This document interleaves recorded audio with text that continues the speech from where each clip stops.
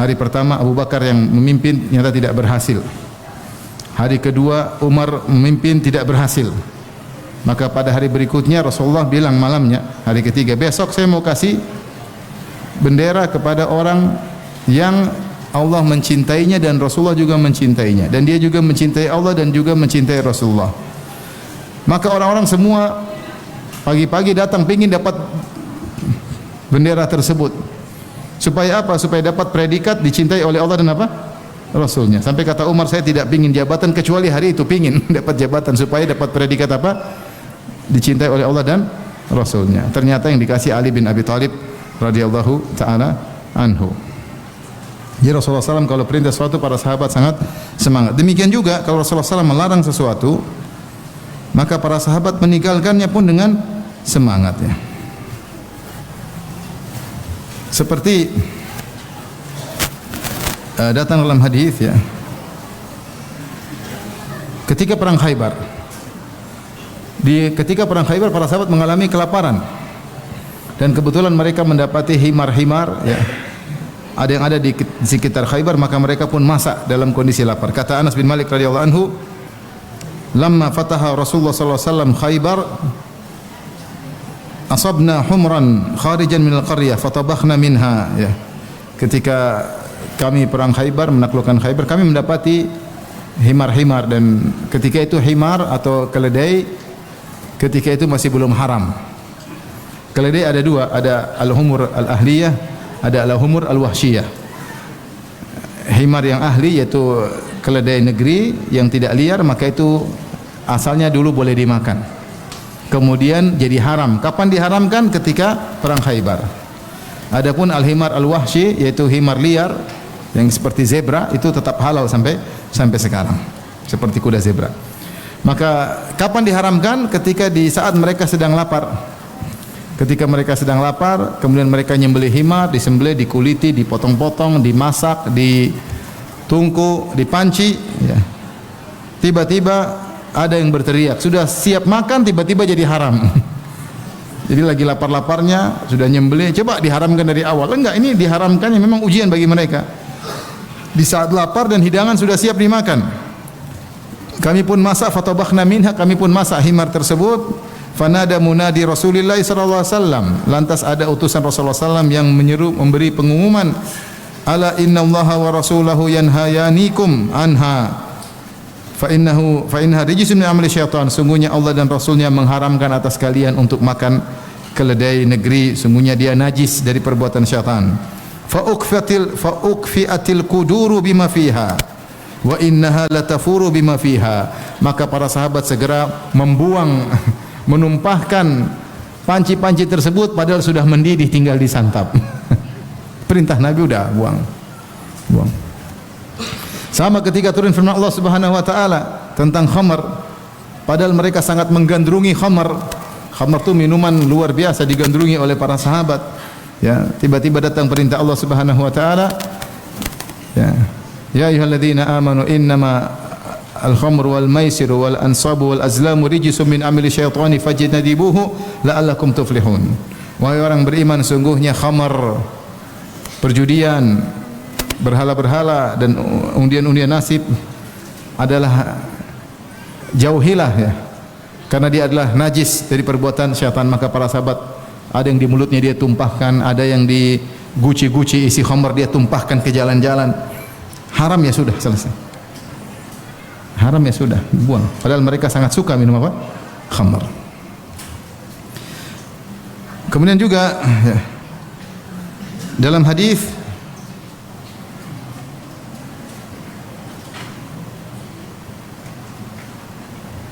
ketika Nabi sallallahu alaihi wasallam melarang seorang sahabat untuk memakai cincin emas ya.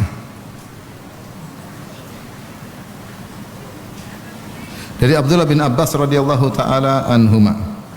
Inna Rasulullah sallallahu alaihi wasallam ra'a khataman min dhahabin fi yadi rajulin fanaza'ahu fatarahahu. Rasulullah melihat ada seorang lelaki memakai cincin emas. Maka Rasulullah sallallahu ambil, Rasulullah buang. Rasulullah tegur, kata Rasulullah sallallahu, ya'madu ahadukum ila jumratin min nar fayaj'aluha fi yadihi, bagaimana salah seorang dari kalian sengaja ngambil api neraka kemudian pasang di tangannya. Faqila li rajul, Rasulullah, udah buang aja, ini api neraka, pasang di tangan. Dibuanglah oleh Nabi cincin emas tersebut. Setelah itu Rasulullah pergi, ada yang bilang sama lelaki ini, faqila li rajul ba'da ma dhahaba Rasulullah sallam, khudh khatamak intafi bihi, ambil emas itu, gunakan manfaat yang lain, jangan dipakai cincin.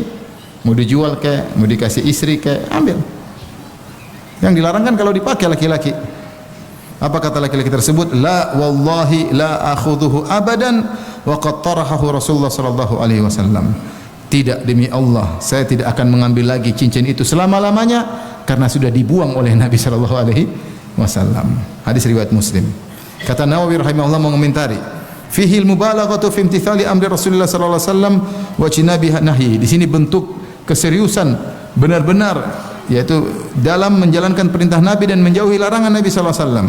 Wa adami tarakhusi fihi bi ta'wilati dhaifah, dan tidak ambil takwil-takwil, alasan-alasan untuk mengambil kembali emas tersebut. Enggak, Rasulullah buang, saya tidak mau ambil lagi. Ini menunjukkan bagaimana semangat sahabat, kalau dilarang sesuatu maka mereka pun meninggalkan yang dilarang oleh Nabi sallallahu alaihi wasallam. Kemudian di antara bentuk semangat para sahabat dalam menimba ilmu, dalam meneladani Nabi sallallahu alaihi wasallam, bagaimana semangat mereka untuk menuntut ilmu. Kalau kita baca kisah mereka luar biasa. Umar bin Khattab radhiyallahu anhu dalam Sahih Bukhari, dia mengatakan, kuntu atanawab, saya dulu menuntut ilmu ganti-gantian sama tetanggaku, karena harus kerja. Sehari saya kerja, sehari tetanggaku nuntut ilmu. Nanti pulang malam kita ketemu, saya minta transfer ilmu. Kamu tadi belajar apa sama Nabi hari ini? Besok gantian, dia kerja, saya menuntut ilmu.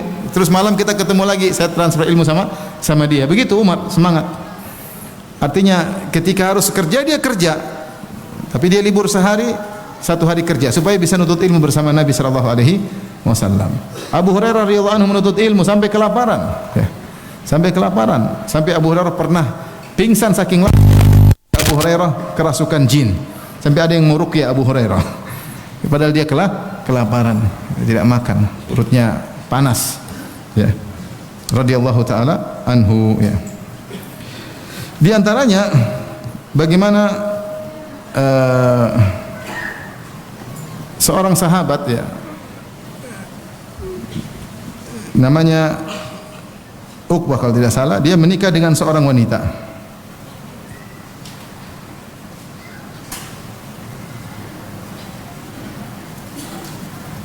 Hadis Bukhari, seorang sahabat namanya Uqbah, dia tinggal di Mekah.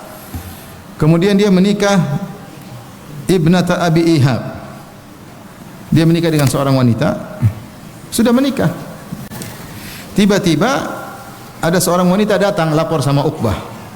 Wanita ini berkata, "Inni qad arda'tu Uqbata walladhi tazawwaj." Saya dulu waktu Uqbah masih kecil, saya pernah nyusui dia dan saya pernah nyusui istrinya. Waduh, repot ini. Berarti saudara susuan. Kalau saudara susuan berarti mahram. Waduh, nggak bilang dari tadi sudah nikah. Baru ngomong, ya. Subhanallah. Ini perempuan juga, siapa dia ngomong begitu? Subhanallah, Uqbah dia tidak tanya kepada sahabat yang ada di Mekah, mumpung Rasulullah masih hidup, maka dia semangat pergi kepada Nabi sallallahu alaihi wasallam. Uqbah berkata kepada wanita tersebut, "Ma a'lamu annaki arda'tini wala akhbartini qabla zawaj." Kenapa kau tidak kabarkan kepadaku sebelum aku nikah? Akhirnya Uqbah pun naik kendaraan berjalan dari Mekah untuk bertemu dengan Nabi sallallahu alaihi wasallam, memastikan permasalahan apa yang harus dia lakukan.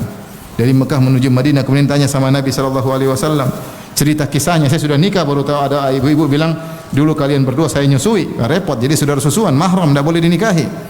Rasulullah berkata, "Kaifa wa qad qil." Oh, bagaimana lagi? Wong sudah dikatakan kalian berdua adalah saudara susuan, harus pisah. Yang menjadi perhatian kita, Uqbah sengaja naik kendaraan menempuh perjalanan 450 km untuk bertanya langsung kepada siapa? Nabi sallallahu alaihi wasallam. Menuntut ilmu semangat, memastikan perkara penting, tidak menggampang-gampangkan, paling boleh lah, khilaf enggak ada masalah. Khilaf. Pastikan perkara. Taib.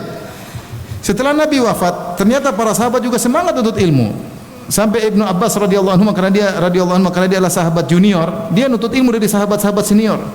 Sampai dia nongkrong tidur kalau nggak salah di depan rumahnya Ibnu Mas'ud atau sahabat yang lain, nunggu kapan keluar nutut ilmu. Ya.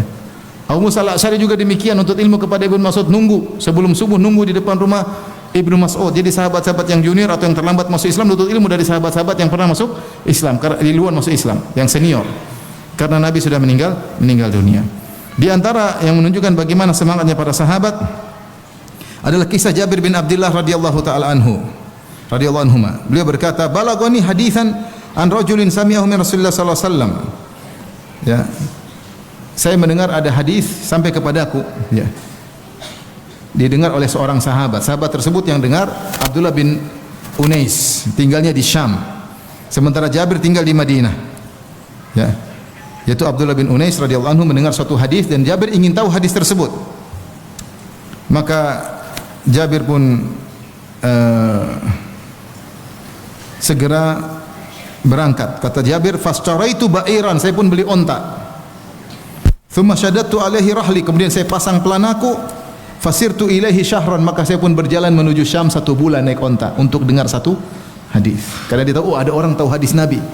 Para sahabat dulu mengagungkan sabda-sabda Nabi. Ternyata ada sabda Nabi yang dia tidak dengar, dia ingin cek.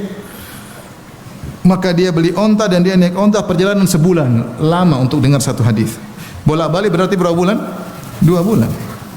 Kalau wali mungkin tutup mata langsung sampai. Hatta qadimtu alaihi Syam, sampai saya pun tiba di negeri Syam. Fa idza Abdullah bin Unais al-Ansari radhiyallahu anhu. Tiba-tiba lelaki yang mendengar hadis tersebut adalah Abdullah bin Unais dari kalangan Ansar. Fa qultu lil bawwab, aku bilang kepada penjaga pintu, "Qul lahu Jabir alal bab."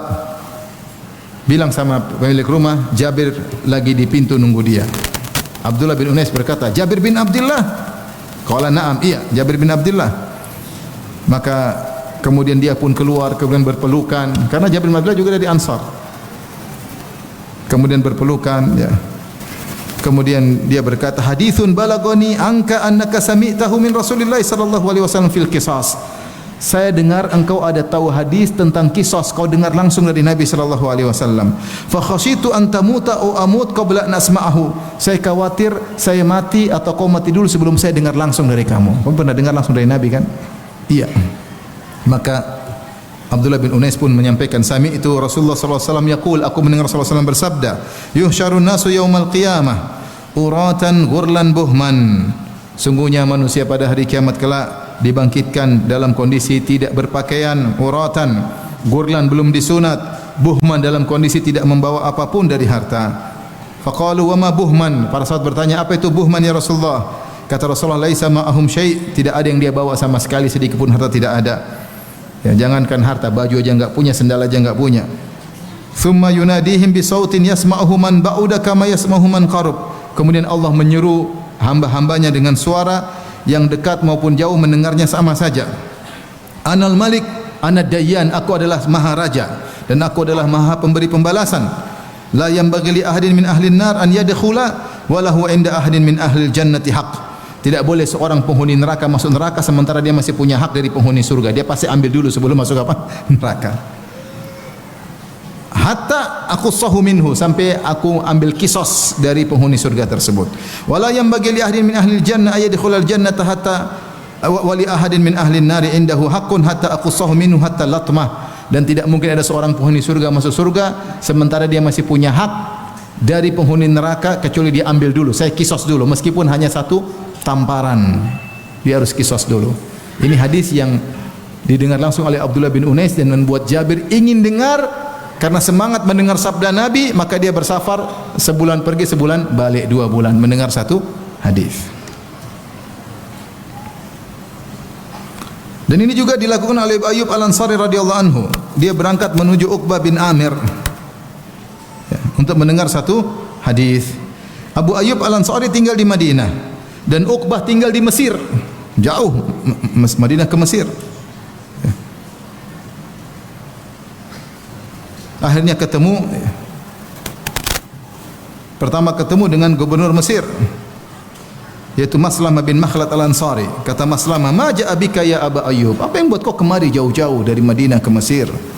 Qala hadithun sami'ahu Uqbah min Rasulillah sallallahu alaihi wasallam fi sitril mu'min.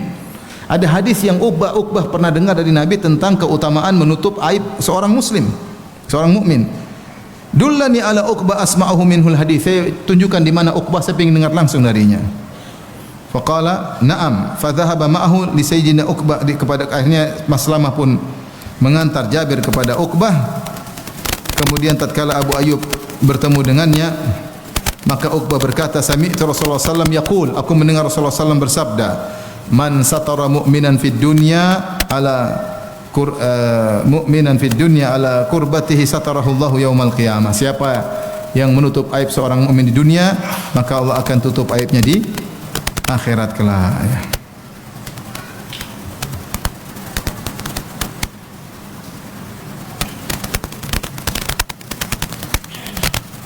Setelah dia mendengar, Abu Ayyub langsung pulang. Subhanallah, cuma ke Mesir mendengar satu potong apa?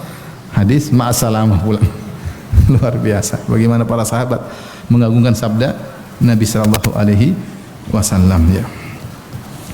Taib ikhwan dan akhwat rahmatillah subhanahu. Ini salah di antara bentuk-bentuk bagaimana keteladanan para sahabat kepada Nabi sallallahu alaihi wasallam, dan mereka berusaha komitmen dengan apa yang diajarkan oleh Nabi sallallahu alaihi wasallam. Karenanya ketika ada sesuatu yang di luar dari kebiasaan Nabi, mereka ragu-ragu melakukannya. Contoh, ketika Rasulullah SAW meninggal, Al-Quran belum dibukukan, belum dikodifikasikan.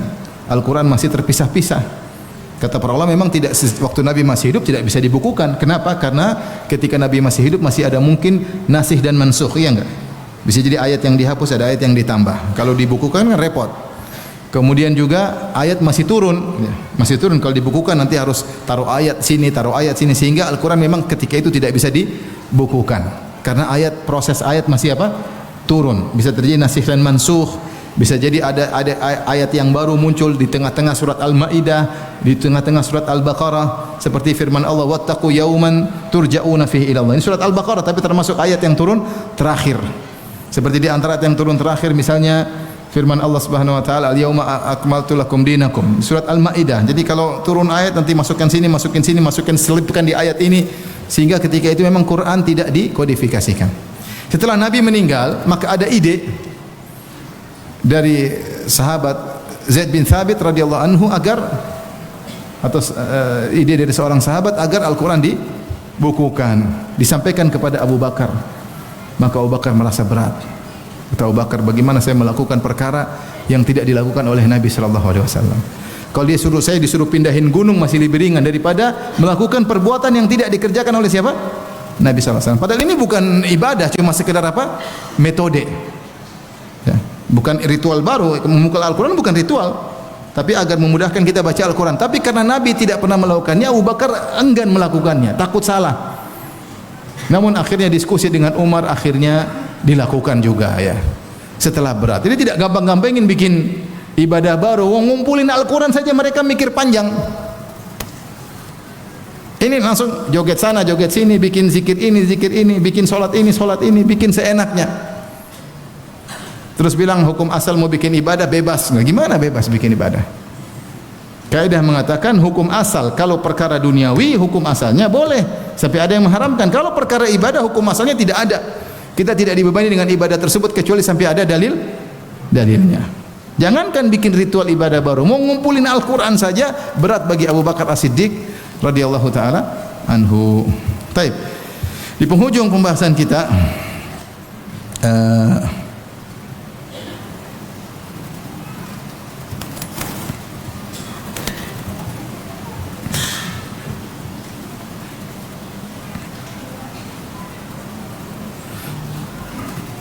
ada kisah yang disampaikan kepada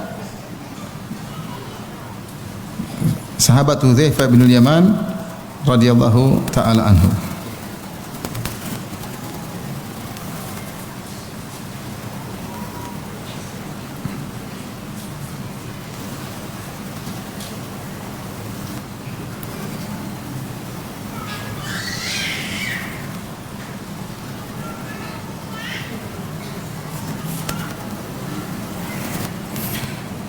Ada seorang pemuda, ya, dari Ahlul Kufah. Dia berkata kepada Hudzaifah bin Yaman, itu dia sahabat Nabi sallallahu alaihi wasallam. Kata dia ini tabi'in, tidak ketemu dengan Nabi. Dia bilang, ya Aba Abdullah, ra'aitum Rasulullah sallallahu alaihi wasallam wa sahibtumuhu. Wahai Hudzaifah, Abu Abdullah, kau pernah lihat Nabi? Iya. Pernah menjadi sahabat Nabi? Iya. Qala na'am ya ibn akhi, tentu wahai putra saudaraku. Qala fa kaifa kuntum tasnaun, apa yang kalian lakukan dengan Nabi? Anak ini ngomong, pemuda ini, tabi'in ini, dia bilang, apa yang kalian lakukan dengan Nabi? Hudzaifah dengan tawadhu berkata, wallahi laqad kunna najhad. Ya kami dulu berusaha, susah bersama Nabi sallallahu alaihi wasallam. Apa kata pemuda ini? Wallahi law adraknahu ma taraknahu yamshi 'alal ardi wa la ja'alnahu 'ala a'naqina. Kalau kami ketemu Rasulullah, kami tidak akan biarkan Nabi berjalan di atas bumi. Kami biarkan Nabi jalan di atas pundak kami. Itu seakan-akan dia bilang, kalian tuh gimana sahabat? Kalau kami yang ini, kami pasti sudah serius. Maka Hudzaifah kemudian berkata, dia ceritakan, wallahi laqad ra'aituna ma'a Rasulillah sallallahu alaihi wasallam bil Khandaq. Wa shalla Rasulullah sallallahu min al-laili hawiyan.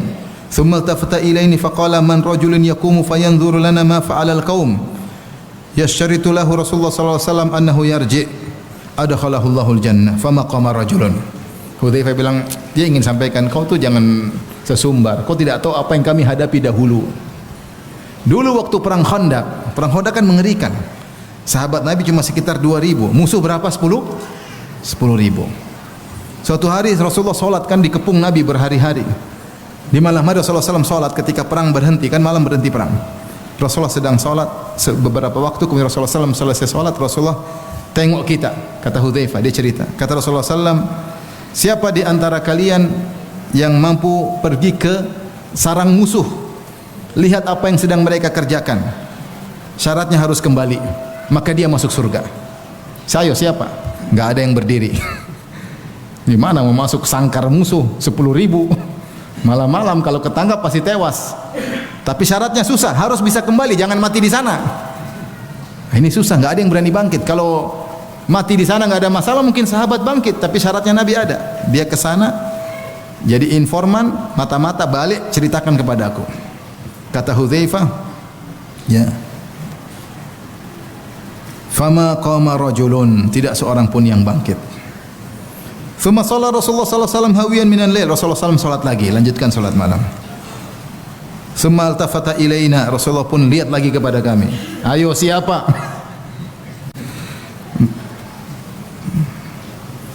Man rajulun yaqumu fayanzuru lana ma fa'ala al-qaum thumma yarji. Tapi harus balik. Siapa di antara kalian yang pergi ke sana, cek-cek kondisi mereka, balik lapor sama saya. As'alullah an yakuna rafiqi fil jannah. Lebih tinggi lagi hadiahnya. Saya akan minta kepada Allah dia jadi temanku di surga. Kalau tadi kan cuma masuk surga, karena enggak ada yang berdiri, tambah lagi hadiahnya. Kalau dia bisa pergi, balik lapor sama saya kondisi mereka, dia akan jadi temanku di surga. Fama qama rajulun minal qaum ma'asyiddatil khauf, tidak seorang pun yang bangkit karena ketakutan yang luar biasa. Allah kabarkan bagaimana ketakutan yang dirasakan oleh para sahabat. Kata Allah Subhanahu wa taala, idh ja'ukum min fawqikum wa min asfala minkum wa idh balagatil qulubul hanajir wa tadhunnuna billahi dhununa idh zaghatil absaru wa balagatil qulubul hanajir. Kata Allah Subhanahu wa taala, ketika musuh datang dari atas kalian 10.000 orang, wa min asfala minkum, orang Yahudi berkhianat 700 orang, wa idh zaghatil absar, ketika pandangan kalian tidak bisa stabil saking ketakutan, wa balagatil qulubul hanajir, ketika jantung naik ke kerongkongan saking ketakutan. Kondisi menakutkan. Siapa yang ke sana? Gimana mau ke sana? Syaratnya harus bisa balik. Jadi aku akan minta kepada Allah menjadi temanku di surga. Kata Hudzaifah, tidak seorang pun bangkit. Ma'asyiddatul khauf, karena ketakutan yang luar biasa. Wasyiddatil ju', karena kelaparan yang luar biasa ketika perang Khandaq. Wasyiddatul bard, karena dingin yang luar biasa.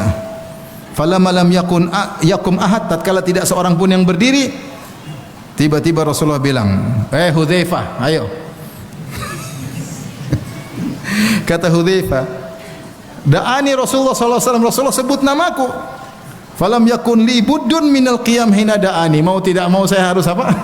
Berdiri. Kata Rasulullah, "Ya Hudzaifah, fadhhab fadkhul fil qaum fanzur ma yaf'alun." Pergi engkau, pergi ke sarang musuh, lihat mereka sedang ngapain. Wala tuhditsanna syai'an hatta ta'tiyana. Jangan kau bikin macam-macam di sana sampai ke sini. Akhirnya Hudzaifah, ada kisah cerita Hudzaifah pun masuk diam-diam. Tahu-tahu Abu Sufyan pemimpin berkata, masing-masing lihat temannya, tanya temannya, jangan sampai ada musuh yang masuk. Kamu siapa? Hudzaifah sebelum ditanya langsung, kamu siapa? Sebelum dia ditanya, kamu siapa? Oke. Jadi Hudzaifah ingin bilang, kau lagi datang sok-sok bilang apa sahabat bikin apa? Kalau di zaman kami Nabi akan jalan di pundak kami. Ini aja lihat zaman kami dulu setengah mampus. Karena orang bilang, kalau kita zaman sahabat kita bakalan bela Nabi. Kau di zaman sahabat mungkin jadi munafik. Banyak orang jadi munafik di zaman Nabi SAW. Ujian berat, nggak gampang. Sampai ketika perang Khandaq, Rasulullah SAW mengatakan, kita akan menaklukkan Romawi, kita akan menaklukkan Persia, kita akan menaklukkan Yaman. Sampai orang munafik ngejek, ini Muhammad ngomong apa? Seorang mau beol aja takut, terus bilang mau menaklukkan apa? Romawi, Persia, diajak. Maksud saya, kita tahu bagaimana kedudukan para sahabat. Mereka diuji dengan ujian yang luar biasa. Sampai ada namanya perang yang pernah diikuti oleh, kalau nggak salah, Abu Musa al-Asy'ari. Mereka berjalan ratusan kilo sampai mereka ikatkan, jadi khufuf mereka rusak. Khuf mereka rusak sehingga mereka harus ikatkan kain di kaki mereka sampai kaki mereka berdarah-darah untuk perang ratusan kilo jalan. Kita kalau gitu sebelum ketemu sudah mati duluan. Bayangkan ratusan kilo jalan, sepatu hancur, pakai kain, sampai sahabat luar biasa.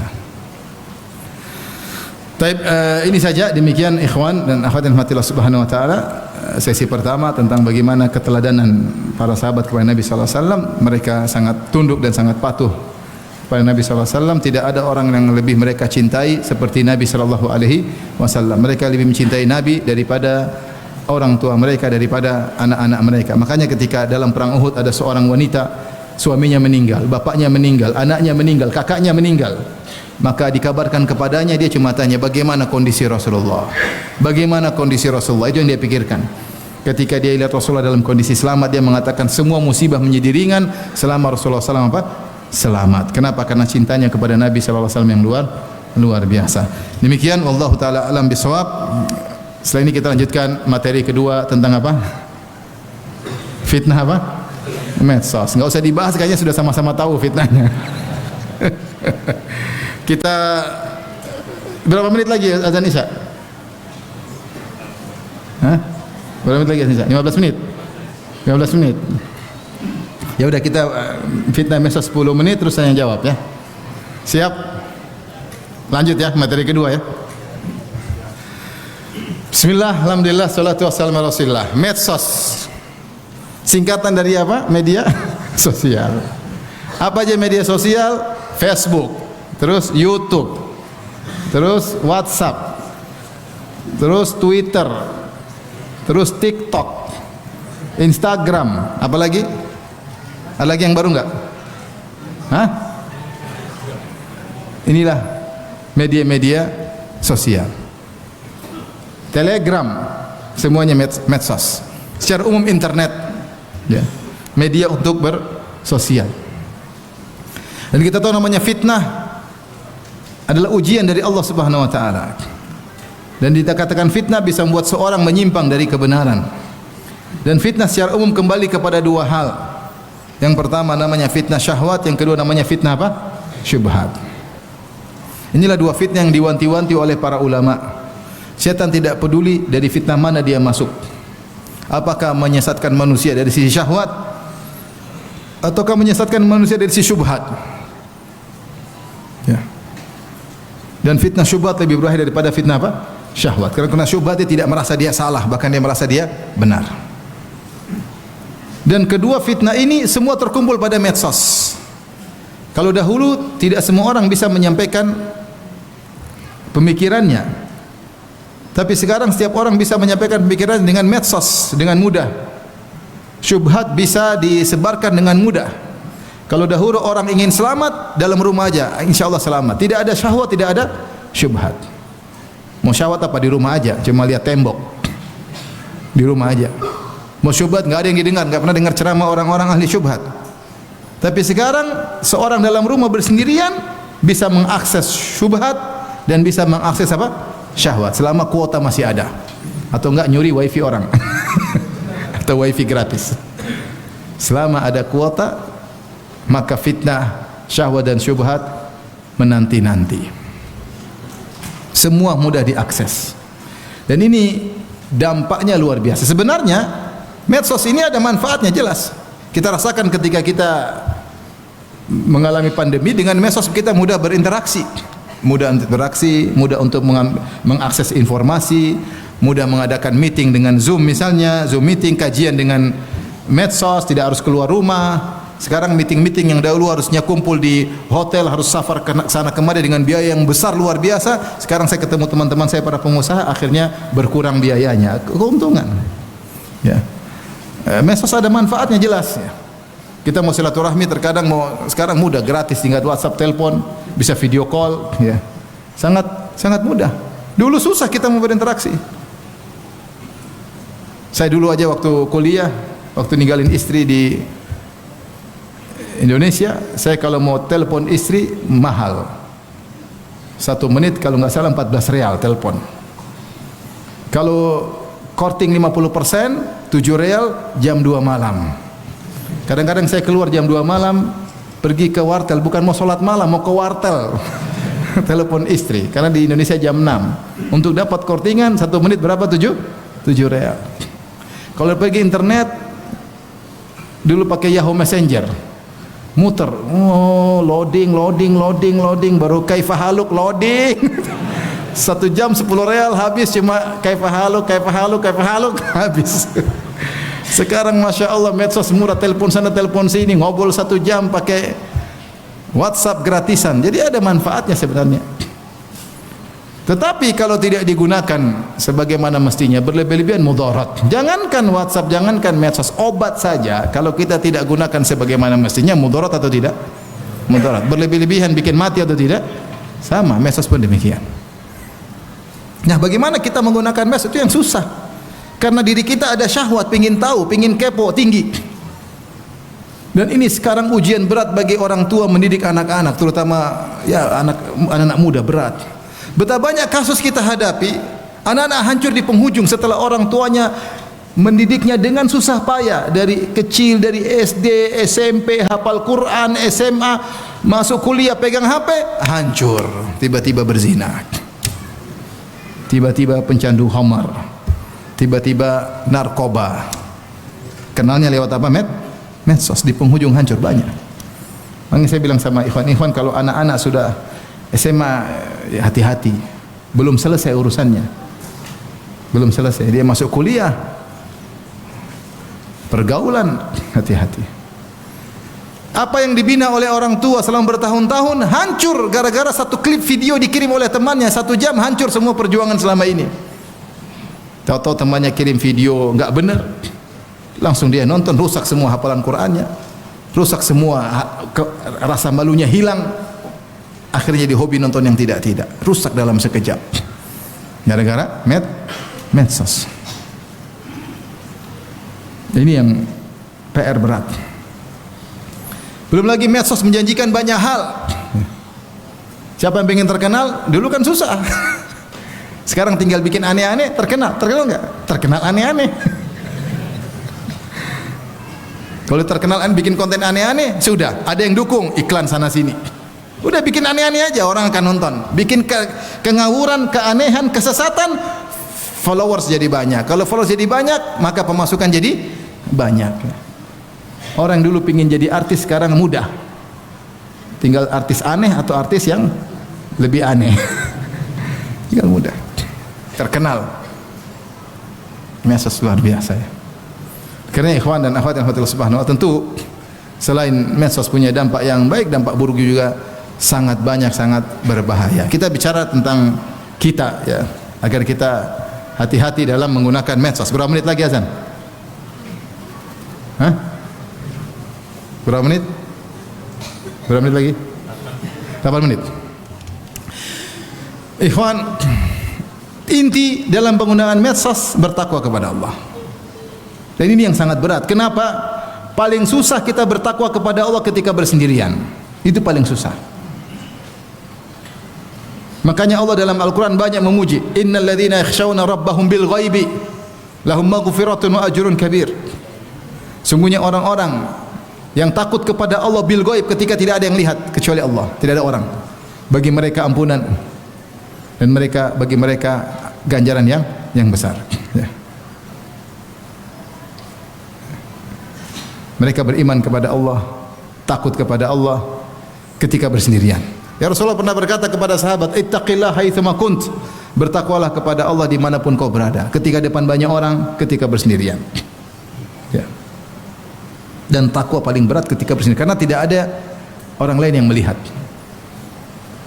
Nah, pengguna medsos ini dikatakan sulit bertakwa karena dia bertakwa ketika dia bersendirian. Meskipun ada banyak orang, kan dia gini nggak ada yang lihat.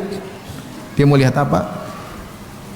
Maka semakin berat karena dia sedang mengakses informasi-informasi ketika tidak ada yang melihatnya. Disitulah dia butuh takwa, butuh menghadirkan bahwasanya Allah Maha melihat apa yang dia lakukan. Bahwasanya malaikat mencatat terus lirikan matanya. Malaikat mencatat terus browsingannya, apa yang dia ketik. Dicatat terus oleh malaikat. Malaikat tugasnya mencatat yang bikin konten kita. Dan ini semua konten akan dibuka oleh Allah pada hari kiamat kelak. Maka hati-hati ketika bermedsos. Hanya butuh menghadirkan ketakwaan. Siapa tidak bertakwa, selesai. Dia akan menghabiskan umurnya. Taruhlah dia tidak melihat yang haram, tapi melihat berita-berita yang tidak ada faedahnya, umurnya habis. Orang kalau sudah medsos, sudah browsing internet, sekali dia browsing bisa setengah jam enggak? Bisa. Murajaah sebelum tidur. Sebelum tidur murajaah. Berapa? Setengah jam, 1 jam, sampai ngantuk. Sampai ngantuk. Besok lagi demikian, besok lagi demikian. Murajaah bangun tidur lihat WhatsApp dulu. Sebelum sikat gigi.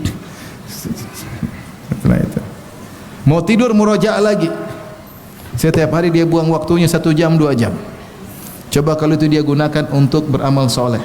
Mau berzikir, baca Quran, belajar, luar biasa. Tapi ternyata ini kita tidak bicara maksiat, cuma goflah.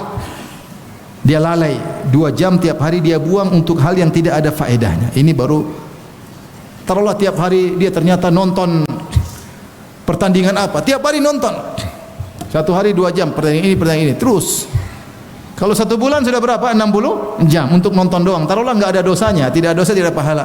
Sudah 60 jam umurnya dia buang. Rugi.